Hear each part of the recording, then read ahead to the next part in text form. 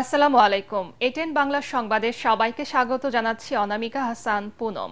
শুরুতে বিআরবি কেবল সংবাদ শিরোনাম। রাতে শেষ হচ্ছে ডাকসু নির্বাচনের প্রচারণা, ভোটারদের মন জয় করতে প্রার্থীদের দৌড়ঝাঁপ, জয়ী হলে শিক্ষা বান্ধব ক্যাম্পাস গড়ার প্রতিশ্রুতি।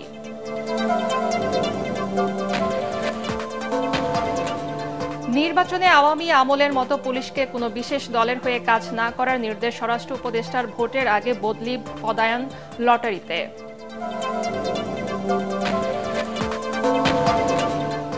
মানসম্পন্ন শিক্ষা নিশ্চিতে প্রাইমারি স্কুলে ছুটি কমাচ্ছে সরকার, পঞ্চম শ্রেণীতে বৃত্তি পরীক্ষার পরিকল্পনা। শিক্ষার্থী ঝরে পড়া ঠেকাতে 150 উপজেলায় মিড ডে মিল। ভুয়া জ্বালানি খরচ দেখিয়ে 5 কোটি টাকা আত্মসাতের অভিযোগে ঢাকা দক্ষিণ সিটি কর্পোরেশনের দুদকের অভিযান।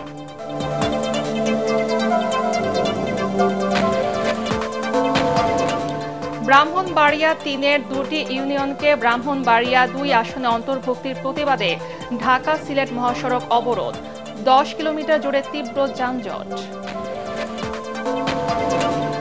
এবং চলে গেলেন স্বনামধন্য লেখক, গবেষক ও বামপন্থী রাজনীতিক বদরুদ্দিন ওমর, প্রধান উপদেষ্টার শোক।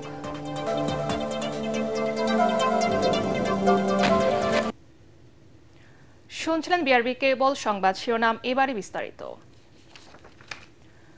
আজ রাতে শেষ হচ্ছে ডাকসু নির্বাচনের প্রচারণা। ঢাকা বিশ্ববিদ্যালয়ের ক্যাম্পাস জুড়ে বইছে ভোটের হাওয়া, তবে ভোট নিয়ে শঙ্কার কথা বলছেন কেউ কেউ। রাজনৈতিক পরিচয়ে ভোট চেয়ে বহিরাগতদের খুদে বার্তা আর ফোনে বিরক্ত অনেক শিক্ষার্থী। এই অতি উৎসাহী কর্মকাণ্ড থেকে বিরত থাকার পরামর্শ তাদের। মিজান শাহজাহানের রিপোর্ট। মঙ্গলবার সকাল 8টা থেকে বিকাল 4টা পর্যন্ত বিরতিহীনভাবে ভোট নেওয়া হবে ডাকসুতে। এর আগে রোববার প্রচারণার শেষ দিনে উৎসবের আমেজ লক্ষ্য করা গেছে ক্যাম্পাসে। অনেক বছর পরে ডাকসুতে একটা মিনিংফুল ইলেকশন হচ্ছে এবং সারা ক্যাম্পাসে একটি উৎসবমুখর পরিবেশ আমরা তো বেশ কয়েকদিন হলো দেখতে পাচ্ছি। বিশ্ববিদ্যালয়ের উন্নতিতে যারা বেশি কাজ করবে বা বিশ্ববিদ্যালয়ের ছাত্রদের হয়ে কথা বলবে, সেই রকম কোনো প্রার্থীকে আমার কাছে যাকে যোগ্য মনে হবে তাকে ভোট দেব। এবারে ডাকসু নির্বাচনে মোট ভোটার 39,775 জন। একজন শিক্ষার্থীকে কেন্দ্রীয় সংসদে 28, হল সংসদে 13, সর্বমোট 41টি ভোট দিতে হবে। প্রধান রিটার্নিং কর্মকর্তা অধ্যাপক ডক্টর জসিমউদ্দিন জানিয়েছেন, 8টি কেন্দ্রে 810টি বুথে ভোট নেওয়া হবে। বিকেল 4টার মধ্যে যারা লাইনে দাঁড়াবেন তাদের সবার ভোটেই নেওয়া হবে। বিপি পদে 45, জিএস 19 ও এজিএস পদে লড়ছেন 25 জন। ডাকসু নির্বাচনের প্রভাব জাতীয় ভোটে পড়বে কি পড়বে না তা নিয়ে আছে নানা মত। ভোট দেওয়ার জন্য ইনফ্লুয়েন্স করার চেষ্টা করা হচ্ছে, তো আমার মনে হয় এটা ওনারা করুক, কিন্তু সবাই আমার মনে হয় নিজেই ভোট দিবে নিজের থেকে। চাকরির প্রলোভন দেখাচ্ছে বাবা মাকে যে আমাদেরকে যদি ভোট দেওয়া হয় তাহলে তার চাকরিতে কোনো সমস্যা হবে না। একজন গ্রামের বাবা মা তারা প্রথম যে ভয়টা পাবে যে এই নির্বাচনে সমস্যা হবে, গ্যাঞ্জাম হবে, তাহলে আলটিমেটলি কি হবে, তাকে কল দিয়ে বলবে যে বাবা তুই ভোট দিতে যাস না, মা তুই ভোট দিতে যাস না। কোনো রাজনৈতিক দল বা সহযোগী সংগঠনের পক্ষ থেকে শিক্ষার্থীদের ফোনে বা সরাসরি এসে প্রচারণা না চালানোর আহ্বান জানিয়েছেন ভোটাররা। শিক্ষার্থীরা বলছেন, 1948 সালের 24 মার্চ কার্জন হলে সমাবর্তনে এসে মোহাম্মদ আলী জিন্না ঘোষণা করেছিলেন, Urdu and only Urdu shall be the state language of Pakistan. সেদিন ঢাকা বিশ্ববিদ্যালয়ের সাধারণ শিক্ষার্থীরা নো নো বলে চিৎকার করে জিন্নার বক্তব্যের প্রতিবাদ জানিয়েছিলেন। 52 থেকে 24 সকল গণতান্ত্রিক আন্দোলনের নেপথ্যে ভূমিকা রেখেছে ঢাকা বিশ্ববিদ্যালয়, কিন্তু পরবর্তীতে লেজুর ভিত্তিক ছাত্র রাজনীতি আর শিক্ষকদের সাদা নীল গোলাপি গ্রুপে বিভক্ত হয়ে দলীয় দাসত্বের কারণে কাঙ্ক্ষিত সাফল্য অনেকটাই আসে নাই। মিজান শাহজাহান, এটিএন বাংলা, ঢাকা বিশ্ববিদ্যালয়। ঢাকা বিশ্ববিদ্যালয় কেন্দ্রীয় ছাত্র সংসদ ডাকসু ও হল সংসদ নির্বাচনের আগ মুহূর্তে একটি আনন্দময়, বাসযোগ্য এবং নিরাপদ ক্যাম্পাস গড়ে তোলার শপথ করল বাংলাদেশ জাতীয়তাবাদী ছাত্রদল সমর্থিত আবিদ হামিম মায়ের পরিষদ। কলাভবনের বটতলায় শপথ পাঠ করেন ভিপি প্রার্থী আবিদুল ইসলাম খান। এতে ডাকসু ও হল সংসদ নির্বাচনে 205 জন প্রার্থী অংশ নেন। তারা শপথ করেন ফ্যাসিবাদী আমলের ঘৃণিত গণরুম প্রথা, গেস্ট নির্যাতন, জোরপূর্বক রাজনৈতিক কর্মসূচিতে যোগদানের জন্য বাধ্য করা এবং ভিন্ন মতের জন্য অত্যাচার নিপীড়ন চালানোর মতো রাজনৈতিক অপসংস্কৃতি আর হতে দেবে না ছাত্রদল। নির্বাচিত হলে ডাকসুর অভ্যন্তরীণ রাজনৈতিক পরিবেশ, শিষ্টাচার, পারস্পরিক শ্রদ্ধাবোধ এবং প্রতিপক্ষের সাথে সম্পর্ক ও আচরণে সর্বদা সর্বোচ্চ গণতান্ত্রিক মনোভাবের প্রতিফলন ঘটানোর প্রতিজ্ঞা করেন তারা। পাশাপাশি নারীদের জন্য নিরাপদ ও সুরক্ষিত ক্যাম্পাস গড়ে তোলার প্রতিশ্রুতি দেয়া এই শপথ পাঠ থেকে।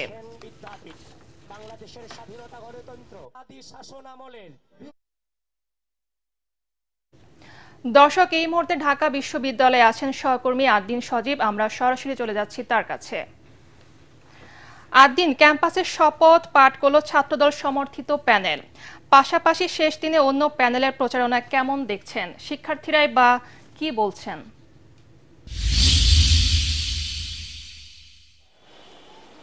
আর জানেন যে সময় হাতে বাকি প্রচারণার প্রায় ৮-৯ ঘন্টার মতো। এই সময়টা একজন প্রার্থীর কাছে খুবই কম, এটাও নিশ্চয়ই বোঝা যায় খুব সহজেই। কেননা এতদিন ধরে যে প্রচারণা তারা করেছেন, আজকেই সর্বোচ্চ পর্যায়ে যতটুকু তাদের সুযোগ রয়েছে, যতটুকু জায়গায় যাওয়ার, যতটুকু হলে ক্যাম্পাসের প্রত্যেকটা শিক্ষার্থীর কাছে দাঁড়ে দাঁড়ে যাওয়ার সুযোগ রয়েছে, সেই সর্বোচ্চ চেষ্টাই তারা করছেন। এবং আপনি জানেন, আপনি কিছুক্ষণ আগেই বললেন যে ছাত্রদল সমর্থিত প্যানেল তারা শপথ পাঠ করেছেন। দেখেছেন যে সেখানে তারা দারুণভাবে যে বিষয়টাকে উপস্থাপন করেছেন যে পক্ষ প্রতিপক্ষ কিংবা নারী শিক্ষার্থীদের নিরাপত্তা সহ একটা সুন্দর আবাসিক ক্যাম্পাস বিনির্মাণের যে প্রচেষ্টা, সেই প্রতিজ্ঞা তারা পুনর্ব্যক্ত করেছেন। একই সঙ্গে ছাত্র শিবিরের যে ভিপি প্রার্থী সাদিক কায়েম সহ ফরহাদ, জিএস এবং অন্য যারা রয়েছেন, তারাও আমরা দেখেছি যে যখনই আমাদের সঙ্গে কথা বলছেন শিক্ষার্থীদের কাছে যে ভোট প্রত্যাশার পাশাপাশি যখনই আমাদের সঙ্গে তারা কথা বলছেন, ওই একটা কথাই বলছেন, নিরাপদ ক্যাম্পাস এবং ছাত্রদের বা শিক্ষার্থীদের যে স্বপ্নের বিশ্ববিদ্যালয় যে প্রত্যাশা থাকে, ঢাকা বিশ্ববিদ্যালয় কীরকম হবে, পড়াশোনায় একাডেমিক্যালি নানাভাবে অনেক বেশি দেশের শ্রেষ্ঠ বিদ্যাপীঠের মতো হবে, সেই বিষয়টা নিশ্চিত করার জন্য তারা প্রচেষ্টা চালাবেন বলে আমাদেরকে জানিয়েছেন। আপনি জানেন যে শুধু তারাই নয়, গণতান্ত্রিক ছাত্র সংসদ, গণ অধিকার পরিষদের প্যানেল, এছাড়াও আরও স্বতন্ত্র হিসেবে শামীম এবং অন্য আরও অনেকেই এই নির্বাচনে অংশ নিচ্ছেন এবং তারাও দাঁড়ে দাঁড়ে যাচ্ছেন। আপনারা দেখতে পাচ্ছেন যে এই যে এখানে অনেকেই হাতের মধ্যে লিফলেট নিয়ে চলছেন এবং অন্য শিক্ষার্থীদের কাছে সেটা দিচ্ছেন। এই শিক্ষার্থীরা যে সবাই প্রার্থী ব্যাপারটা তা নয়, কিন্তু এখানে যে উৎসব চলছে এটা একেবারেই দৃশ্যমান বোঝা যাচ্ছে। এবং ঢাকা বিশ্ববিদ্যালয়ে ঠিক কত বছর পরে গিয়ে এমন একটা পরিবেশ দেখা যাচ্ছে যে শিক্ষার্থীদের মধ্যে ডাকসু নির্বাচন হবে, ছাত্র সংসদ নির্বাচন এবং হল সংসদ নির্বাচন, প্রত্যেকটাই এক হচ্ছে ক্যাম্পাস, অন্যদিকে হল, সবখানেই শিক্ষার্থীদের মধ্যে যে উৎসাহ উদ্দীপনা দেখা যাচ্ছে, এটা বোধহয় এই 24-এর গণ অভ্যুত্থানের পরে নতুন করে এক দারুণ শুরু। আপনি জানেন যে শিক্ষার্থীদের মধ্যে এই উৎসাহ উদ্দীপনার রাজনীতি বিমুখ যে একটা পরিস্থিতি তৈরি হয়েছিল বিগত সময়ে, এমনকি অনেক ক্ষেত্রে ভোটও দিতে যেতেন না অনেক পর্যায়ে, কেননা ভোট দিলে সেই ভোটটা কোথায় যাবে না বা কি হবে সেটা নিয়ে একটা সংশয় ছিল অনেকের মধ্যে। সেই জনমনের যেমন সেই হতাশা কেটেছে, নতুন করে আশার সঞ্চার হয়েছে, সে জায়গায় আজকে সব প্রার্থীরাই একটা বিষয় আবারও বলছেন যে এবার ভোট বিপ্লব হবে। এবার ঢাকা বিশ্ববিদ্যালয়ের যে ডাকসু নির্বাচন এবং সংসদ নির্বাচন হচ্ছে, সেখানে শিক্ষার্থীরা অনেক বেশি অংশ নেবেন, ভোট দিবেন, পছন্দের প্রার্থীকে নির্বাচিত করবেন। সমীকরণের দিকে আসলে কি হবে সেটা নিয়ে নিশ্চয়ই নানা পর্যায়ের আলোচনা আছে। সাদিক কায়েম বের হয়ে যাবেন ভিপি পথে নাকি আবিদুল ইসলাম খান, এসব সমীকরণ হচ্ছে। এর বাইরে গিয়েও স্বতন্ত্র প্রার্থী কিংবা আব্দুল কাদের, যিনি গণতান্ত্রিক ছাত্র সংসদ এবং 24-এর অভ্যুত্থানের থেকে উঠে আসছেন, তারও সুযোগ এবং সম্ভাবনাও দেখছেন কেউ কেউ। সার্বিকভাবে এটা যে প্রতিযোগিতাপূর্ণ এবং প্রতিদ্বন্দ্বিতাপূর্ণ হবে সেটা বলা যায়। আদ্দিন, আপনাকে ধন্যবাদ। দর্শক, আমরা সরাসরি কথা বলছিলাম ঢাকা বিশ্ববিদ্যালয় থেকে আমাদের সহকর্মী আদ্দিন সজীবের সঙ্গে। আসন্ন জাতীয় সংসদ নির্বাচনে কোনো বিশেষ রাজনৈতিক দলের হয়ে পুলিশকে কাজ না করতে নির্দেশ দিয়েছেন স্বরাষ্ট্র উপদেষ্টা অবসরপ্রাপ্ত লেফটেন্যান্ট জেনারেল জাহাঙ্গীর আলম চৌধুরী। রাজধানীতে পুলিশ সদস্যদের নির্বাচনী প্রশিক্ষণ কর্মশালার উদ্বোধনীতে তিনি বলেন, অতীতের বাজে নির্বাচনগুলোর কথা মাথা থেকে ঝেড়ে ফেলতে হবে। পতিত ফ্যাসিস্টরা সমাজে বিশৃঙ্খলা তৈরির চেষ্টা করছে জানিয়ে তিনি বলেন, রাজবাড়ীতে নুরা পাগলার আস্তানায় হামলার ঘটনায় জড়িত কাউকে ছাড় দেয়া হবে না। ইমদাদুল্লাহ বাবুর রিপোর্ট। জাতীয় এবং আন্তর্জাতিকভাবে মনিটরিং করা হবে। ফেব্রুয়ারিতে অনুষ্ঠিত হতে যাওয়া ত্রয়োদশ জাতীয় সংসদ নির্বাচন নিরাপদ ও সুষ্ঠু করতে 1.5 লাখেরও বেশি পুলিশ সদস্যকে প্রশিক্ষণ দিচ্ছে সরকার। পুলিশের ছোট বড় 134টি প্রশিক্ষণ কেন্দ্রে নির্বাচনী দায়িত্ব পালনকারী সদস্যদের দেয়া হবে এই প্রশিক্ষণ। আমরা প্রত্যেকে দক্ষ ও সুশৃঙ্খল হিসেবে নিজেদেরকে গড়ে তুলব। রাজারবাগ পুলিশ লাইন্সে এই কর্মসূচির উদ্বোধন করেন স্বরাষ্ট্র উপদেষ্টা অবসরপ্রাপ্ত লেফটেন্যান্ট জেনারেল জাহাঙ্গীর আলম চৌধুরী। এ সময় তিনি বলেন, বিদেশে উদাহরণ দেওয়ার মতো একটি অবাধ ও সুশৃঙ্খল নির্বাচন চায় বর্তমান সরকার। আপনারা এই 14, 18, 24-এর নির্বাচন ওইটা মাথা থেকে মুছে ফেলবেন, রাজনৈতিক দলের থেকে একটু দূরে থাকবেন। আপনারা এখন যদি তেল দেওয়া শুরু করে দেন, আপনাদের কিন্তু নির্বাচনের পর আপনাকে তেল শেষ হয়ে যাবে। এখন যার কাছে যে তেলটা রিজার্ভ করে রাখছে সেই সময় কিন্তু তেল দিয়ে উঠতে যাবে। এই জন্য আপনারা কোনো দলের দিকে যাবেন না, আপনারা একেবারে জনগণের যে আশা আকাঙ্ক্ষা এটা পূরণ করার জন্য আপনারা চেষ্টা করবেন। উপদেষ্টা জানান, নির্বাচনের আগে দেশকে অস্থিতিশীল করার চেষ্টা চলছে। ফ্যাসিস্টদের তালিকা আপনাদের কাছে রয়েছে, তারা সমাজ ও রাষ্ট্রের অস্থিরতা সৃষ্টিতে সরাসরি জড়িত। অনেক অপরাধী জামিনে ছাড়া পেয়ে অপরাধ করছে, তাদের আইনের আওতায় আনতে হবে। সামনে দুর্গাপূজায় আবারও সারা দেশে অস্থিরতা সৃষ্টির পায়তারা হচ্ছে। এবছর সর্বোচ্চ সতর্কতা থাকতে হবে। রাজবাড়ীতে নুরা পাগলার আস্তানায় হামলার ঘটনায় আগে থেকে হুমকি থাকলেও ঘটনা প্রতিহতে প্রশাসনের ব্যর্থতা রয়েছে কিনা এমন প্রশ্নের উত্তরে তিনি বলেন, তদন্ত শেষে সংশ্লিষ্টদের বিরুদ্ধে ব্যবস্থা নেওয়া হবে। কাদের নেগলিজেন্সি হয়েছে ওটা তো তদন্তের পরে প্রমাণিত হবে। আমি তো আগে তো যদি সবাই সরাই দেয় তো আমি তদন্তের কোনো ইম্পর্টেন্স দিলাম না। তদন্তের পরে কে দোষী কে নির্দোষী প্রমাণিত হবে। যদি কেউ দোষী প্রমাণিত হয় তার এগেনস্টে অ্যাকশন নেওয়া হবে। 5 জনের আইনের আওতায় নিয়ে আসছি এবং তাদের জিজ্ঞাসাবাদের পরে আমরা হয়তো পুরো ঘটনাগুলি আরো জানতে পারব। আইন শৃঙ্খলা পরিস্থিতি গত কয়েকদিনের ঘটনায় একটুখানি খারাপের দিকে গেছে, এটাকে আমরা আবার পুরা আগের দিকে যেন নিয়ে আসতে পারি এই ব্যবস্থা করি। জনগণ নির্বাচনমুখী হলে কোনো মব সন্ত্রাসী তাতে বাধা সৃষ্টি করতে পারবে না বলেও মন্তব্য করেন স্বরাষ্ট্র উপদেষ্টা। ভালো থাকেন, আল্লাহ। ইমদাদুল্লাহ বাবু, ATN বাংলা, ঢাকা। রাজবাড়ীতে নোরা পাগলের দরবারে হামলার সময় পুলিশের উপর হামলা ও গাড়ি ভাঙচুরের মামলায় 5 জনকে গ্রেফতার করেছে পুলিশ। শনিবার রাতে তাদের গ্রেফতার করা হয় বলে নিশ্চিত করেছেন রাজবাড়ীর অতিরিক্ত পুলিশ সুপার শরীফ আল রাজীব। গ্রেফতারকৃতরা আসামিরা হলেন শাফিন সর্দার, মাসুদ মৃধা, হিরো মৃধা, এনামুল হক জনি ও কাজী ওপো।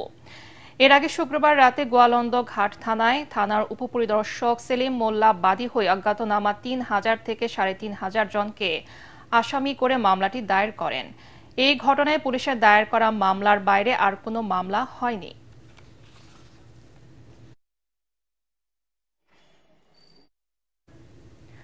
প্রাইমারি স্কুলের মানসম্পন্ন শিক্ষা ব্যবস্থা নিশ্চিতে বাৎসরিক ছুটি কমানো হবে বলে জানিয়েছেন প্রাথমিক শিক্ষা উপদেষ্টা ডক্টর বিধান রঞ্জন রায় পোদ্দার।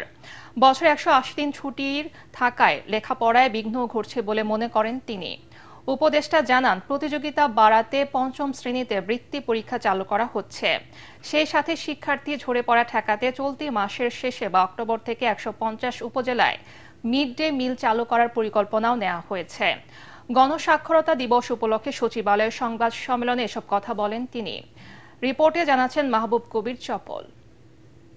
নানা অব্যবস্থাপনার কারণে সরকারি প্রাথমিক বিদ্যালয়ে সন্তানদের ভর্তি করাতে আগ্রহ হারাচ্ছেন অভিভাবকরা, ঝুঁকছেন বেসরকারি স্কুলের দিকে। সরকারি স্কুলের অনেক শিক্ষক তাদের সন্তানকেই পড়াচ্ছেন কিন্ডার গার্ডেন স্কুলে। প্রাথমিক শিক্ষা উপদেষ্টাও মনে করছেন, সরকারি স্কুলগুলোতে মানসম্পন্ন শিক্ষা দেয়া হচ্ছে না, বাড়ছে ঝরে পড়ার সংখ্যা। এজন্য অতিরিক্ত ছুটিকেও দায়ী করছেন তিনি। স্কুলগুলোতে বছরে 104 দিন সাপ্তাহিক ছুটি আর 76 দিন ক্যালেন্ডার ছুটি। এবার ছুটি কমিয়ে মিড ডে মিল চালু করতে যাচ্ছে সরকার। একটা শিক্ষক একজন ছাত্রের সঙ্গে কতটুকু সময় দিতে পারছেন, এই কন্ট্যাক্ট আওয়ার নির্ভর করছে কির উপরে? প্রথমত নির্ভর করে কতদিন স্কুল খোলা থাকে। আমাদের অনেক অপ্রয়োজনীয় ছুটি রয়ে গেছে। আমরা প্রথম চেষ্টা করছি ছুটিকে কিছু কমায় নিয়ে আসা যায়। আমাদের একজন শিক্ষককে শিক্ষা বহির্ভূত বিভিন্ন কাজে বিভিন্ন মন্ত্রণালয়ে কাজে লাগাচ্ছে, যেন শিক্ষাটা কোনো গুরুত্বপূর্ণ বিষয় না। আমরা চেষ্টা করতেছি এখন এটিকে চিহ্নিত করে এই বিষয়টা কেমন রোধ করা যায়। 16 বছর পর আগামী ডিসেম্বরে সরকারি প্রাইমারি স্কুলের 5ম শ্রেণীতে বৃত্তি পরীক্ষা চালু হতে যাচ্ছে। বেসরকারি স্কুলগুলোকে এর আওতায় না নেওয়ায় চলছে সমালোচনা। এর কারণ ব্যাখ্যা করেন উপদেষ্টা।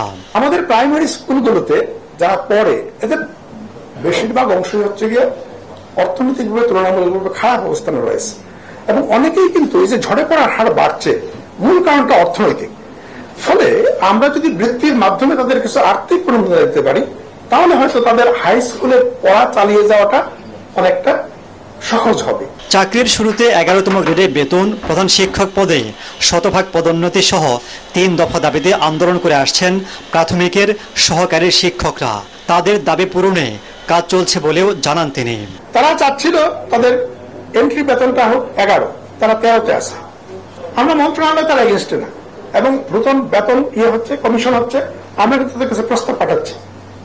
ফলে শিক্ষকদের প্রকৃতপক্ষে আমাদের বিরুদ্ধে আন্দোলন করার মতো এইসব পয়েন্ট আর ভ্যালিড পয়েন্ট নেই। উপদেষ্টা বলেন, মামলা নিষ্পত্তি হলেই 32,000 প্রাথমিক বিদ্যালয়ে প্রধান শিক্ষক পদে নিয়োগ দেওয়া হবে। মাহবুব কবির, চপল, ATN বাংলা, ঢাকা। জ্বালানির ভুয়া খরচ দেখিয়ে প্রায় 5 কোটি টাকা আত্মসাতের অভিযোগে ঢাকা দক্ষিণ সিটি কর্পোরেশনে অভিযান চালাচ্ছে দুর্নীতি দমন কমিশন দুদক। সকালে দুদকের একটি এনফোর্সমেন্ট টিম ডিএসসিসি ভবনে গিয়ে এই অভিযান শুরু করে। দুদক বলছে, ডিএসসিসির কর্মকর্তাদের জন্য নির্ধারিত সরকারি গাড়ি বাস্তবে ব্যবহার না হলেও কাগজপত্রে জ্বালানি খরচের ভুয়া বিল দেখিয়ে বিপুল অঙ্কের অর্থ উত্তোলনের পর আত্মসাৎ করা হয়। এই অভিযোগের প্রাথমিক সত্যতা যাচাইয়ের অংশ হিসেবে সেখানে অভিযান চালাচ্ছে দুদক। অভিযোগের বিষয়ে সংশ্লিষ্ট নথিপত্র সহ অন্যান্য তথ্য সংগ্রহ করছে তারা।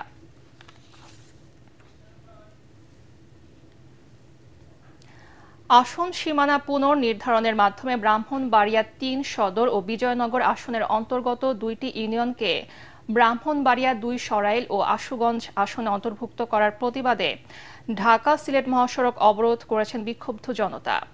অবরোধের কারণে যান চলাচল বন্ধ হয়ে দুই পাশে অন্তত 10 কিলোমিটার এলাকা জুড়ে তীব্র যানজটের সৃষ্টি হয়েছে। এতে ভোগান্তিতে পড়েছেন দূর দূরান্তের যাত্রীরা। বেলা 11টা থেকে ঢাকা সিলেট মহাসড়কের বিজয়নগর উপজেলার চান্দুরা বাস স্ট্যান্ড এলাকায় অবরোধ শুরু হয়। সর্বদলীয় সংগ্রাম পরিষদের ব্যানারে আয়োজিত এই বিক্ষোভ কর্মসূচিতে বিভিন্ন রাজনৈতিক দলের নেতাকর্মীরা অংশ নিয়েছেন। আন্দোলনকারীরা জানান, যদি দ্রুত সময়ের মধ্যে আসন সীমানা পুনর্নির্ধারণ না করা হয় সড়ক পথের পাশাপাশি রেলপথও অবরোধ করা হবে। এই কর্মসূচিতে বিএনপি, জামাতে ইসলামী, এনসিপি ও হেফাজতে ইসলাম সহ বিভিন্ন রাজনৈতিক দলের নেতাকর্মী ও নানা শ্রেণী পেশার মানুষ অংশ নিয়েছেন।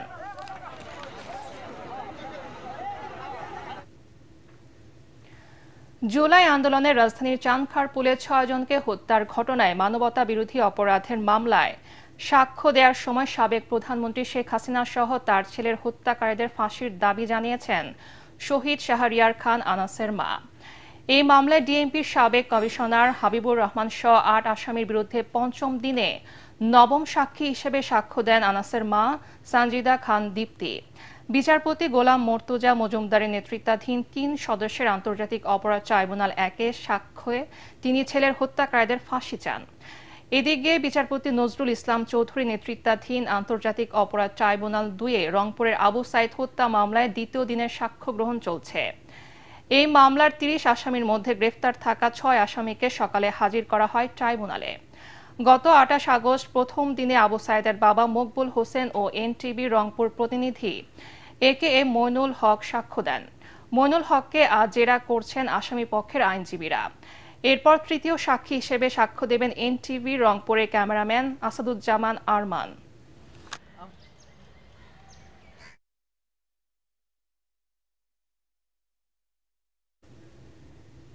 জাতীয় নির্বাচন বানচালে নানা ষড়যন্ত্র হচ্ছে অভিযোগ করে মহিলা দলের সভাপতি আফরোজা আব্বাস বলেছেন, ঐক্যবদ্ধভাবে এটিকে মোকাবেলা করতে হবে। বিএনপির 47তম প্রতিষ্ঠা বার্ষিক উপলক্ষে রাজধানীর বাসাবোতে ঢাকা মহানগর দক্ষিণ বিএনপির আয়োজনে বৃক্ষরোপণ, পরিচ্ছন্নতা অভিযান ও মাছের পোনা অবমুক্তকরণ কর্মসূচিতে তিনি এই কথা বলেন। আফরোজা আব্বাস বলেন, উন্নয়নের নামে পতিত স্বৈরাচার শেখ হাসিনার সরকার রাজধানী ঢাকাকে বসবাসের অনুপযোগী করে গেছে। বিএনপি ঢাকা মহানগর দক্ষিণের সভাপতি রফিকুল আলম মজনু বলেন, ভবিষ্যৎ প্রজন্মের কথা মাথায় রেখে তারেক রহমান বৃক্ষরোপণ, পরিচ্ছন্নতা অভিযান সহ পরিবেশ রক্ষায় নানা কর্মসূচি হাতে নিয়েছেন। আগামীতে নির্বাচন, আমাদের এখন এক হয়ে কাজ করতে হবে। এই নির্বাচন ষড়যন্ত্র বানচাল করার জন্য অনেক ষড়যন্ত্র হচ্ছে, এখান থেকে আমাদের বেরিয়ে আসতে হবে। কারণ আমাদের এক হয়ে মিলেমিশে কাজ করতে হবে, এই ষড়যন্ত্র রুখে দিতে হবে।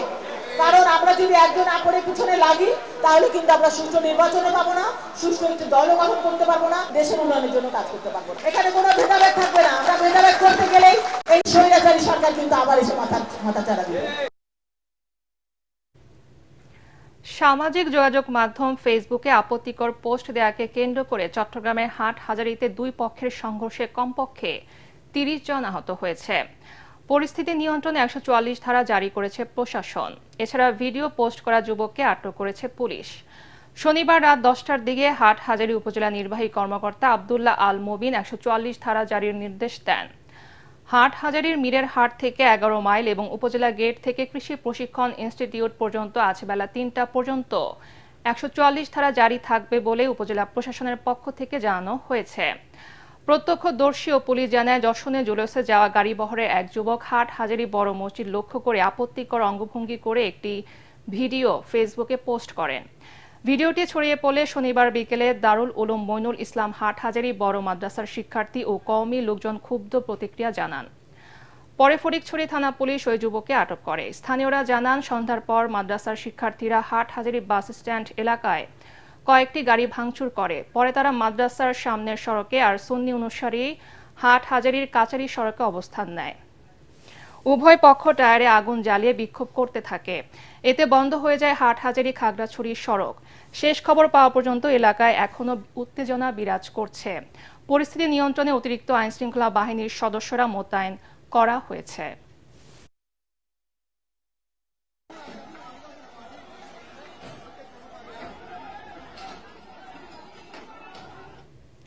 টাঙ্গাইলে কৃষক শ্রমিক জনতা লীগের প্রতিষ্ঠাতা সভাপতি বঙ্গবীর কাদের সিদ্দিকীর বাড়িতে হামলা ও বাড়ি ভাঙচুরের ঘটনা ঘটেছে।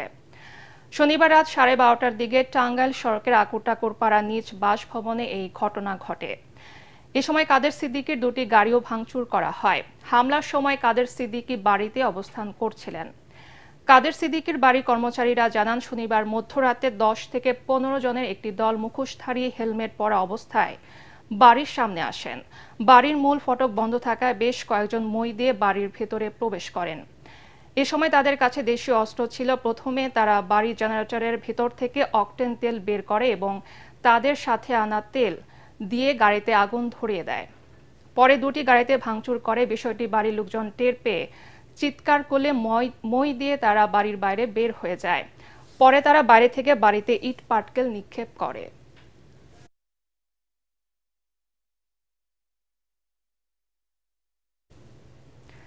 টাঙ্গাইলের বাসাইলে কাদের সিদ্দিকীর মুক্তিযোদ্ধা সমাবেশে 144 ধারা জারি করেছে উপজেলা প্রশাসন। একই স্থানে মুক্তিযুদ্ধকালীন কমান্ডার কাজী আশরাফ হুমায়ুন বাঙাল মুক্তিযোদ্ধা সমাবেশ ও ছাত্র সমাজের পক্ষে রনি মিয়া ছাত্র সমাবেশ আহ্বান করায় সম্ভাব্য গোলযোগ এড়াতে প্রশাসন এই আদেশ দেয়। উপজেলা নির্বাহী অফিসার ও এক্সিকিউটিভ ম্যাজিস্ট্রেট আকলিমা বেগম এই আদেশ জারি করেন।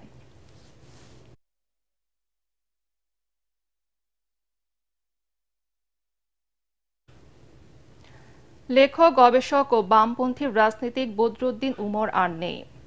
ইন্না লিল্লাহি ওয়া ইন্না ইলাইহি রাজিউন। সকাল 10:05 রাজধানীর শ্যামলীর স্পেশালাইজড হাসপাতালে চিকিৎসাধীন অবস্থায় তিনি মারা যান। বদরুদ্দিন আহমেদের চিরবিদায় শোক জানিয়েছেন প্রধান উপদেষ্টা ডক্টর মোহাম্মদ ইউনূস। শোকের ছায়া নেমেছে পরিবার, পরিজন, সহকর্মীদের মাঝেও। জীবনের শেষ প্রান্তে এসে স্বাধীনতা পুরস্কার পেলেও তা নিতে অস্বীকৃতি জানিয়েছিলেন তিনি। আগামীকাল সকাল 10টায় জাতীয় শহীদ মিনারে শ্রদ্ধা নিবেদনের জন্য মরদেহ রাখা হবে। এরপর নেওয়া হবে ঢাকা বিশ্ববিদ্যালয়ে। পরে দুপুরে জানাজার পর জুরাইনে তার মা বাবার কবরের পাশেই বদরুদ্দিন ওমরের দাফন সম্পন্ন হবে। মৃত্যুকালে তার বয়স হয়েছিল 94 বছর। দেশে গত 24 ঘন্টায় ডেঙ্গু রোগে আক্রান্ত হয়ে 2 জনের মৃত্যু হয়েছে। একই সময় নতুন করে 364 জন রোগী হাসপাতালে ভর্তি হয়েছেন। স্বাস্থ্য অধিদপ্তরের হেলথ ইমার্জেন্সি অপারেশন সেন্টার ও কন্ট্রোল রুম থেকে পাঠানো প্রেস বিজ্ঞপ্তিতে তথ্য জানানো হয়।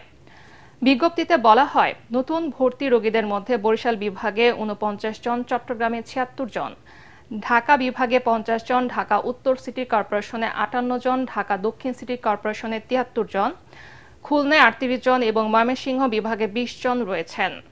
ডেঙ্গু ও চিকুনগুনিয়া সহ মশাবাহিত বিভিন্ন ভয়াবহ রোগের প্রাদুর্ভাব বেড়ে চলেছে। নিজেকে এবং পরিবারের সবাইকে মশা থেকে সম্পূর্ণ সুরক্ষিত রাখতে ঘরে ব্যবহার করুন এক্সপেল ন্যাচারাল অ্যারোসল, আর ঘরের বাইরে সাথে রাখুন expel natural mosquito repellent spray, যা সরাসরি ত্বকে ব্যবহার করা যায়। রাকসু নির্বাচনের মনোনয়ন দাখিলের শেষ দিন আজ সকাল ৯টা থেকে বিকেল ৫টা পর্যন্ত চলবে এই কার্যক্রম। রাকসু কোষাধ্যক্ষের কার্যালয়ে অবস্থিত নির্বাচন অফিসে মনোনয়ন দাখিল করছেন শিক্ষার্থীরা। এখন পর্যন্ত মনোনয়ন তুলেছেন ৪৭৯ জন। দাখিলের প্রথম দিন বৃহস্পতিবার মাত্র ৩০টি মনোনয়নপত্র জমা হয়েছিল। বাকি ৪৪৯টি মনোনয়নপত্র আজই জমা হওয়ার কথা রয়েছে। নির্বাচন কমিশনার এফ নজরুল ইসলাম জানিয়েছেন, ডোপ টেস্টে পজিটিভ ও মামলার আসামিরা ভোটে প্রার্থী হতে পারবেন না। যাচাই বাছাই এই বিষয়টিতে বিশেষ গুরুত্ব দেয়া হচ্ছে। এদিকে হল সংসদ নির্বাচনের ১৭টি হল থেকে মনোনয়ন তুলেছেন ৭৫৪ জন প্রার্থী। দাখিলের শেষ দিনে হলগুলোতেও মনোনয়নপত্র দাখিল করছেন প্রার্থীরা। রাকসু নির্বাচনে প্রার্থীদের মনোনয়ন যাচাই বাছাই করা হবে ৮ ও ৯ সেপ্টেম্বর। এবারে পূবালী ব্যাংক বাণিজ্য সংবাদ।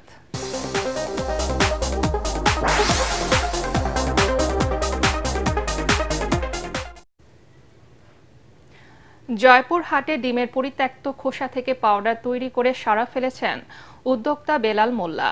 পোল্ট্রি হ্যাচারি থেকে ডিমের খোসা সংগ্রহ করে পাউডার তৈরি করে বিক্রি করছেন জেলাসহ দেশের বিভিন্ন অঞ্চলে। এই পাউডার ব্যবহার হচ্ছে মাছ, মুরগি, গরুর খাবার ও জমির জৈব সার হিসেবে। জয়পুরহাট প্রতিনিধি রফিকুল ইসলাম রফিকের রিপোর্ট জানাচ্ছেন জাহিদুল আলম। জয়পুরহাট সদর উপজেলার বেলতলী গ্রামের বেল্লাল মোল্লা দীর্ঘদিন ধরে জেলার বিভিন্ন পোল্ট্রি হ্যাচারি থেকে পরিত্যক্ত ডিমের খোসা সংগ্রহ করতেন। ২০২৪ সালে নিজে স্থাপন করেন ডিমের খোসা থেকে পাউডার তৈরির কারখানা। এরপর তাকে আর পেছনে তাকাতে হয়নি। তার কারখানায় উৎপাদিত পাউডার এখন জয়পুরহাটের গণ্ডি পেরিয়ে যাচ্ছে দেশের বিভিন্ন প্রান্তে। কৃষি জমিতে জৈব সার হিসেবে যেমন ব্যবহার হচ্ছে, তেমনি গরু, মাছ ও মুরগির খাবারে ক্যালসিয়ামের যোগান দিচ্ছে। ৩-৪ জন কাজ করি, যে টাকা বেতন পাই আমরা মোটামুটি ভালো সংসার চলে। আমি নিজেও উদ্যোগ নিয়েছি আমার পুকুরে মাছের জন্য এটা খাওয়াবো, জমির জন্য এটা উপকারী। দানাদার খাদ্যের সঙ্গে এই ডিমের খোসার পাউডার মিক্সড করে মাছে খাওয়াই, এতে মাছের যে একটা মাছের যে গ্রোথ ছিল আগে তুলনামূলকভাবে এটা বেশি বুঝতে পারতেছি। আরো যদি বৃদ্ধি পায় তাহলে এখানে অনেক বেকারত্ব দূর হবে। কৃষক ও মৎস্য চাষীদের কাছে এই পাউডারের চাহিদা সবচেয়ে বেশি। 50 কেজির একটি বস্তা বিক্রি হচ্ছে 750 টাকায়। সব খরচ বাদ দিয়েও মাসে প্রায় 20,000 টাকা লাভ করছেন বেল্লাল মোল্লা। প্রান্তিক পর্যায়ে কর্মসংস্থানেরও সৃষ্টি হয়েছে। 4-5 জন লোক এখানে আমার থাকি, সকলকে বেতন দেওয়ার পরও আমার 18 থেকে 20,000 টাকা টিকে গেল আমার। এই পাউডারের নানা উপকারিতা সম্পর্কে জানালেন সংশ্লিষ্ট কর্মকর্তারা। ডিমের খোসায় calcium, phosphorus, magnesium, zinc, iron, selenium এরকম বেশ গুরুত্বপূর্ণ অনেকগুলো উপাদান থাকে এবং এগুলো আমাদের প্রাণীর যেমন পোল্ট্রি এবং ডেইরির ক্ষেত্রে গুরুত্বপূর্ণ ভূমিকা রয়েছে। ক্যালসিয়াম যে গাছের একটা পুষ্টি খাদ্য উপাদান, এটা পাওয়া যায়। এছাড়া ম্যাগনেসিয়াম, সালফার এই ধরনের উপাদান রয়েছে যা গাছের বৃদ্ধির জন্য খুবই দরকারি। বেল্লাল মোল্লার এই উদ্যোগে একদিকে যেমন পরিবেশ রক্ষা পাচ্ছে, অন্যদিকে গ্রামীণ অর্থনীতিতেও যুক্ত হচ্ছে নতুন সম্ভাবনা, এমনটাই মনে করছেন সংশ্লিষ্টরা। Bureau report, ATN Bangla. Al Arafah Islami Bank অর্থ সংবাদ।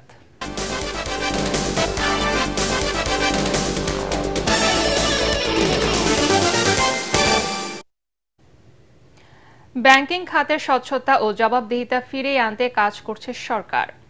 দ্রুতই 5টি ব্যাংকে একত্রিত করে একটি শক্তিশালী ব্যাংকে পরিণত করা হবে বলে মন্তব্য করেছেন বাংলাদেশ ব্যাংকের গভর্নর আহসান এইচ মনসুর।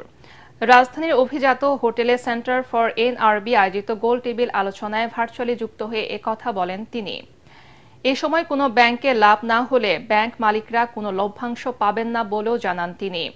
অনুষ্ঠানে বিএনপির স্থায়ী কমিটির সদস্য আমির খসরু মাহমুদ চৌধুরী জানান, যারা পিআর ছাড়া নির্বাচনে যাবে না তারা শেখ হাসিনার মতো ফ্যাসিস্ট মানসিকতা ধারণ করে।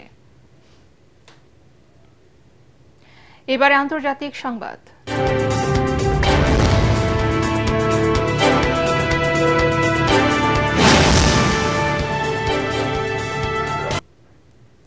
আগামী মাসে যুক্তরাষ্ট্রের প্রেসিডেন্ট ডোনাল্ড ট্রাম্প ও চীনের প্রেসিডেন্ট শি জিনপিং এর মধ্যে বৈঠক হতে পারে। Asia Pacific economic cooperation APEC সম্মেলনে যোগ দিতে আগামী মাসে দক্ষিণ কোরিয়া সফরে যাচ্ছেন ট্রাম্প। এই সম্মেলনে অংশ নেবেন চীনের প্রেসিডেন্টও। এই সফরেই দুই নেতার মধ্যে বৈঠক হবে বলে জানিয়েছে মার্কিন সংবাদ মাধ্যম CNN। এছাড়া উত্তর কোরিয়ার নেতা কিম জং উনের সঙ্গেও ট্রাম্পের বৈঠক হতে পারে। ট্রাম্প প্রশাসনের কর্মকর্তাদের উদ্ধৃতি হতে CNN জানিয়েছে, অক্টোবর মাসে গিয়ংজো শহরে অনুষ্ঠেয় এই বৈঠকে যোগ দেওয়ার প্রস্তুতি নিচ্ছেন ট্রাম্প ও তার উপদেষ্টারা। স্থানীয় সময় শনিবার ট্রাম্প জানিয়েছেন তিনি কিমের সঙ্গে বৈঠকে আগ্রহী। এবারে খেলার খবর।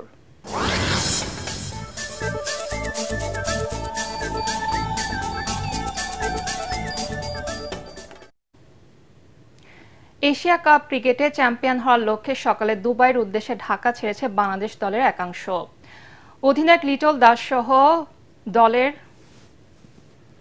ক্রিকেটার ঢাকা ছাড়েন। সন্ধ্যায় যাবে বাকিরা অংশ। এশিয়া কাপের আগে বাংলাদেশ বেশ লম্বা অনুশীলনের সুযোগ পেয়েছে। আগস্টের শুরু থেকে দেশে ফিটনেস ও স্কিল অনুশীলন করেছেন ক্রিকেটাররা। তাই এশিয়া কাপের আগে নিজেদের প্রস্তুতিতে সন্তুষ্ট ক্রিকেটাররা। তাছাড়া এশিয়া কাপ সামনে রেখে ঘরের মাঠে নেদারল্যান্ডসের সাথে টি-20 সিরিজ খেলেছে টাইগাররা। জয়ও পেয়েছে লাল সবুজের দল। দুবাই গিয়ে কয়েকদিন অনুশীলন করার সুযোগ পাবে বাংলাদেশ। কন্ডিশনের সাথে মানিয়ে নেওয়ার জন্য সেটি কাজ করবে। মঙ্গলবার এশিয়া কাপ ক্রিকেট শুরু হলেও বাংলাদেশের মিশন শুরু হবে 11 সেপ্টেম্বর হংকংয়ের সাথে ম্যাচ দিয়ে। গ্রুপ পর্বে বাংলাদেশের 3টি ম্যাচই হবে আবুধাবিতে।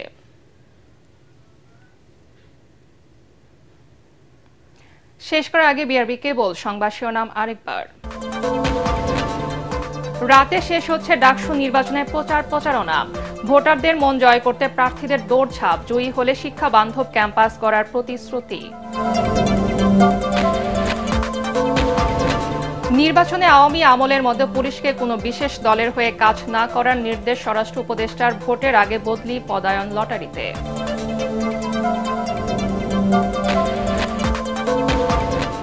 মানসম্পন্ন শিক্ষা নিশ্চিতে প্রাইমারি স্কুলে ছুটি কমাচ্ছে সরকার। 5ম শ্রেণীতে বৃত্তি পরীক্ষার পরিকল্পনা। শিক্ষার্থী ঝরে পড়া ঠেকাতে 150 উপজেলায় মিড ডে মিল। ভুয়া জ্বালানি খরচ দেখিয়ে 5 কোটি টাকা আত্মসাতের অভিযোগে ঢাকা দক্ষিণ সিটি কর্পোরেশনে দুদকের অভিযান।